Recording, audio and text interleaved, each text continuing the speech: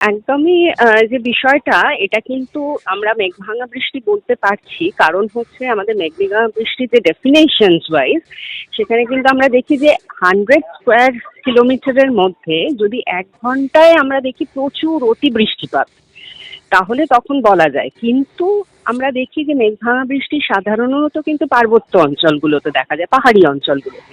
কিন্তু কেন কলকাতায়?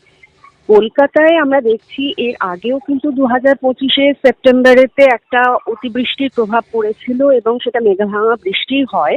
এটার মেন কারণটা আমরা যেটা দেখতে পাচ্ছি যে কলকাতা শহর কিন্তু কনক্রিটে মুড়ে যাচ্ছে এবং কনক্রিটে থাকার দরুন জলাভূমিগুলো নষ্ট হয়ে যাচ্ছে, বদ্ধ হয়ে যাচ্ছে, সেখানে কনক্রিট এর জঙ্গল তৈরি হচ্ছে এবং প্রচুর পরিমাণে তাপ শোষণ করে রাখছে।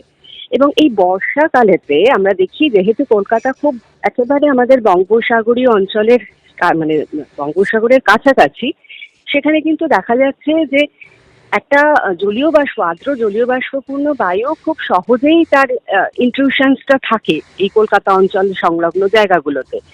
এবং সেই বাতাসটা যখন আমাদের এখানকার এই উষ্ণ বায়ুর সাথে এসে ধাক্কা খায়, তখনই কিন্তু সেই একটা ছোট্ট এলাকার মধ্যে এত পরিমাণ বৃষ্টি হঠাৎ করে হয়ে যাচ্ছে। এবং যেহেতু আমাদের মাটি কমে যাচ্ছে, মাটিতে জল শোষণ ক্ষমতা কমে যাচ্ছে জলের, এবং কনক্রিটের যে ভীষণ অবস্থা চারদিকে একটা হয়ে আছে, সেই জন্য সেই জলটাও কিন্তু আমাদের নিকাশি ব্যবস্থা, যেটা আমরা জানি যে পশ্চিম থেকে পূর্ব দিকে আমাদের যে ইস্ট কলকাতা ওয়েটল্যান্ড দিয়ে আমাদের মেইন যে জলটা বেরিয়ে যাওয়ার ব্যবস্থাটা, সেটাও ধাক্কা খাচ্ছে।